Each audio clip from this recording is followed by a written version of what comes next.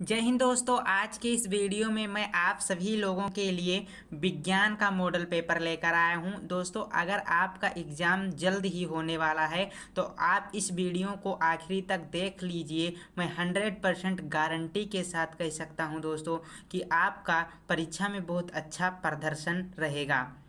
तो दोस्तों, आज की इस वीडियो में हम कुछ इम्पोर्टेंट क्वेश्चन पर बात करने वाले हैं। आपको पता है कि क्लास 9th में अब 20 नंबर का सिर्फ बहुविकल्पीय प्रश्न आता है, तो हम ज़्यादा फोकस बहुविकल्पीय प्रश्न पर करेंगे इस वीडियो में। 10 क्वेश्चन हमने दोस्तों बहुविकल्पीय का लिया है और कुछ क्वेश्चन हैं जो 2 से 4 अंक के हैं, उन्हें भी मैं आपको बताऊंगा। वो भी इसी वीडियो में मैं आपके लिए लेकर आया हूं। दोस्तों, ये सारे क्वेश्चन पिछली बार परीक्षाओं में रिपीट हुए हैं और हो सकता है अब की बार भी ये क्वेश्चन पूछ लिए जाएं। तो दोस्तों, ये है आपका मॉडल पेपर, जैसा कि आप लोग देख सकते हैं। मैं मॉडल पेपर पे नहीं दिखाऊंगा दोस्तों, आपको मॉडल पेपर पे आंसर नहीं बताऊंगा। चलिए मैं एक पेज पर आपको सभी का आंसर बताता हूं जो इम्पोर्टेंट क्वेश्चंस हैं। तो इसमें हमने मॉडल पेपर्स के सारे क्वेश्चन लिख लिए हैं, साथ साथ मैं आपको इसका आंसर भी बताऊंगा जो इम्पोर्टेंट क्वेश्चन है। तो आपको वीडियो के आखिरी तक बने रहना है। आपको खुद रियलाइज होगा दोस्तों वीडियो के अंत में कि हाँ, आज हमने काफ़ी कुछ सीखा है। और दोस्तों देख लेना, यही सारे प्रश्न आपके परीक्षा में देखने को मिलेंगे। अगर आप इस वीडियो को मिस कर देते हैं तो आप बहुत बड़ी गलती कर बैठेंगे दोस्तों। आपको वीडियो के आखिरी तक बने रहना है। पहले हम बहुविकल्पीय प्रश्न पर चर्चा करेंगे। फर्स्ट क्वेश्चन है वेरी मोस्ट इंपॉर्टेंट क्वेश्चन। ऐसा क्वेश्चन हर बार पूछा जाता है विज्ञान के पेपर में। ये क्वेश्चन हमेशा आपको मिलेगा। पढ़िए, दूरी एक कैसी राशि है। आपको सदिश और अदिश राशि पता होनी चाहिए। 9th में साइंस में अगर आप लोगों ने पढ़ा होगा तो बिल्कुल पता होगा आपको दूरी एक कैसी राशि है दोस्तों। दूरी में सिर्फ परिमाण होता है। क्या होता है दोस्तों? सिर्फ परिमाण होता है, दूरी में दिशा नहीं होती, इसलिए यह एक अदिश राशि है।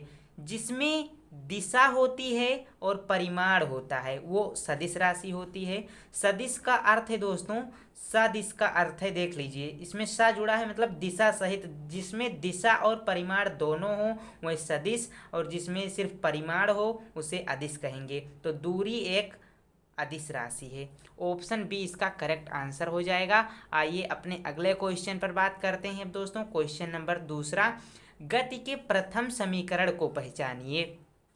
गति का प्रथम समीकरण आप लोगों ने पढ़ा होगा, मुझे पूरा विश्वास है दोस्तों। गति का प्रथम समीकरण जानते हैं आप लोग ना? बिल्कुल जानते होंगे, मुझे उम्मीद है ऐसा। कुल 3 समीकरण हैं गति के, प्रथम, द्वितीय एंड तृतीय। तीनों समीकरण यहाँ पर लिखे हैं, आप लोग देख सकते हैं। लेकिन ये आपको बताना है कि गति का प्रथम समीकरण कौन सा है इनमें से। तो दोस्तों, गति का प्रथम समीकरण होता है b बराबर u प्लस ए टी। गति का प्रथम समीकरण यही है, v बराबर u प्लस ए टी। गति का द्वितीय समीकरण ये है, s बराबर U T plus half A T square. ये भी आप लोग याद रखिएगा। एंड साथ साथ आप तीसरे समीकरण को भी याद रखिएगा, v स्क्वायर बराबर यू स्क्वायर प्लस 2as। ये है गति का तीसरा समीकरण। ओके दोस्तों, आइए क्वेश्चन नंबर थर्ड देखते हैं। तापमान का एसआई मात्रक क्या है?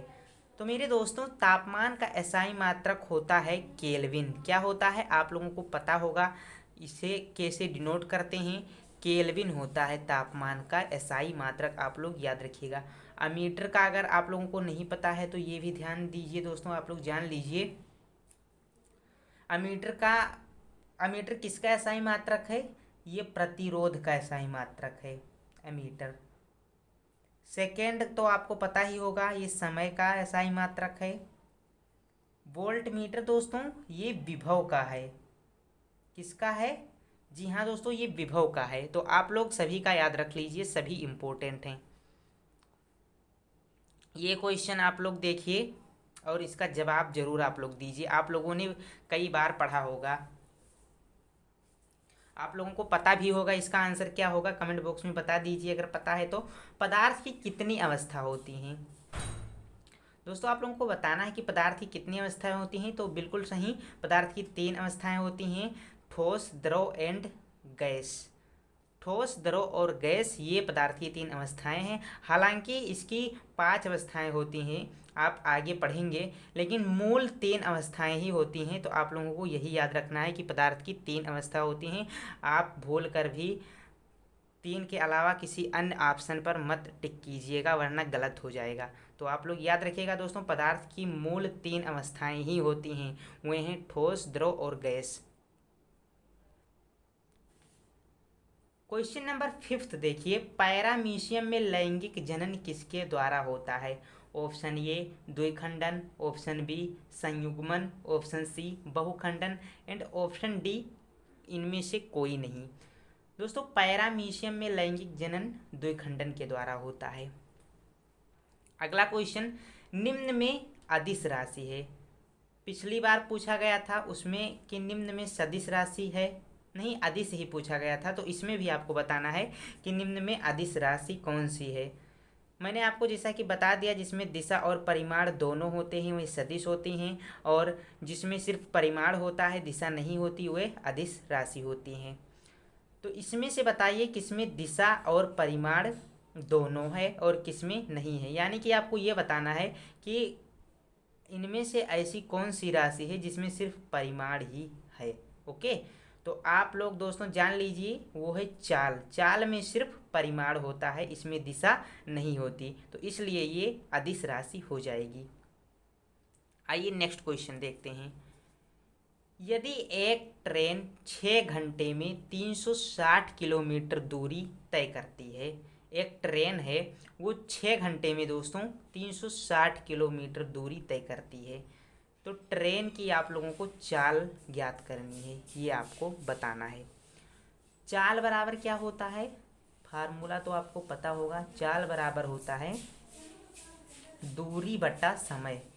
इसी पर आप लोग रख दीजिए इसका मान, इसी फार्मूले पे इसका वैल्यू आप लोगों को पता चल जाएगा। दूरी कितना है 360 और समय कितना है 6 घंटे। तो यहाँ से इसे कटा लीजिए, 60 आ जाएगा, जो कि 1 किलोमीटर प्रति घंटा में इसका आंसर है। ऑप्शन ये करेक्ट हो जाएगा। ओके दोस्तों, तो ऑप्शन ये इसका करेक्ट आंसर हो जाएगा। आइए नेक्स्ट क्वेश्चन देखते हैं अपना, क्वेश्चन नंबर 8वां। मेथिल एल्कोहल का क्वथनांक 67 डिग्री सेल्सियस है, इसका केल्विन पैमाने पर क्वथनांक कितना होगा? दोस्तों सेल्सियस से केल्विन में बदलने के लिए हमें सेल्सियस में 273 जोड़ देना चाहिए, फिर केल्विन में इसकी वैल्यू आ जाएगी।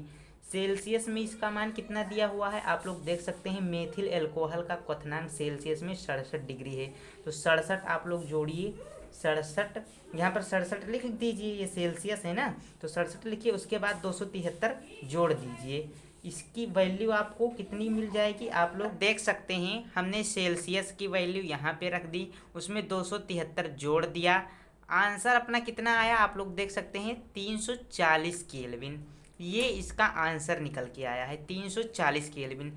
तो आप लोग देख सकते हैं 340 केल्विन ऑप्शन में नहीं दिया हुआ है, तो इनमें से इसका हम आंसर कैसे लगा सकते हैं, कहीं ऑप्शन में गलती हो गई है, तो इसे ही हम लोग बना देंगे दोस्तों 340 केल्विन। तो यही आपका आंसर सही हो जाएगा, ये बिल्कुल सही है। ओके दोस्तों, आप लोगों को पता चल गया होगा, जब सेल्सियस में वैल्यू दी हो और केल्विन में निकालना हो तो सेल्सियस में 273 जोड़ देंगे, फिर केल्विन में वैल्यू पता चल जाएगी। ओके दोस्तों, आप लोग याद रखिएगा। नेक्स्ट क्वेश्चन, निम्न में से कौन सा तत्व कमरे के ताप पर द्रव होता है? ये तो मैंने आप लोगों को कई बार बताया है, अगर आप हमसे रोज पढ़ते होंगे तो आप लोगों को पता भी होगा इसका आंसर क्या है।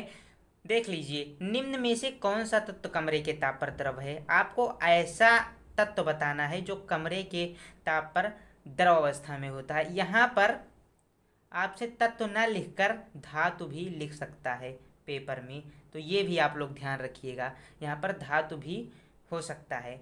तो वो धातु है पारा। दोस्तों पारा कमरे के ताप पर द्रव अवस्था में होता है। ओके, मरकरी जिसे बोला जाता है।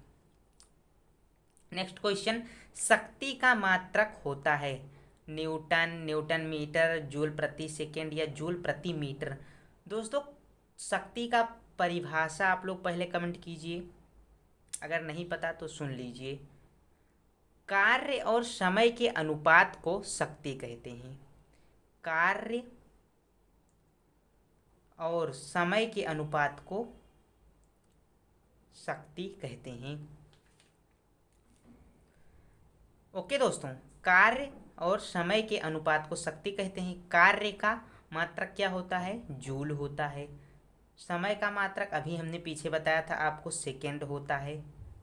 तो आप लोग ऑप्शन में देखिए ये कहाँ पर है, आप देखेंगे यहाँ पे जूल प्रति सेकेंड, तो ऑप्शन सी इसका सही आंसर हो जाएगा। शक्ति का मात्रक होता है कार्य बट्टे समय, कार्य करने की दर को शक्ति कहते हैं। तो ऑप्शन सी इसका सही हो जाएगा, जूल प्रति सेकेंड। आप लोग याद रखिए इसे, आप चाहे जूल बट्टा सेकेंड पढ़िए या जूल प्रति सेकेंड पढ़िए, एक ही बात है। आइए दोस्तों अब 2 से 4 अंक वाले प्रश्न देखते हैं। देख लीजिए आप लोग, अब मैं आप लोगों को 2 से 4 अंक वाले प्रश्न कराने जा रहा हूँ। यही सारे प्रश्न आपके परीक्षा में आएंगे दोस्तों। आयन क्या है, आयन आपको बताना है, और यह कितने प्रकार के होते हैं। अणु या परमाणु के आवेशित कण को ही दोस्तों आयन कहा जाता है। कोई अणु या परमाणु होता है, वो जिन कणों को आवेशित करता है उसे ही आयन बोला जाता है। ये आप लोग याद रखिएगा। आयन 2 प्रकार के होते हैं, नंबर 1 धन आयन एंड ऋण आयन। ओके दोस्तों, ये क्वेश्चन आप लोगों के पेपर में ज़रूर देखने को मिलेगा, बहुत ज़्यादा इम्पोर्टेंट है। नेक्स्ट क्वेश्चन, AMU का पूरा नाम बताइए। आप लोगों को AMU का पूरा नाम बताना है। एटॉमिक मास यूनिट होता है, atomic mass unit. Question number 13 देखिए, क्वेश्चन नंबर 13 हमारा क्या कहता है, गलनांक एवं क्वथनांक में क्या अंतर है। वह तापमान जिस पर कोई ठोस पिघलने लगता है उसे गलनांक कहते हैं। इसका और एक अंतर है, ठोसों का गलनांक होता है। ठोसों का तो गलनांक होता है, लेकिन द्रवों का दोस्तों क्वथनांक होता है। ठोसों का गलनांक होता है और द्रवों का क्वथनांक होता है। वह तापमान जिस पर कोई द्रव उबलने लगता है, क्वथनांक देखिए। गलनांक तो मैंने आपको बता दिया, देख लीजिए एक बार, स्क्रीनशॉट आप लोग ले सकते हैं, इंपॉर्टेंट क्वेश्चन है।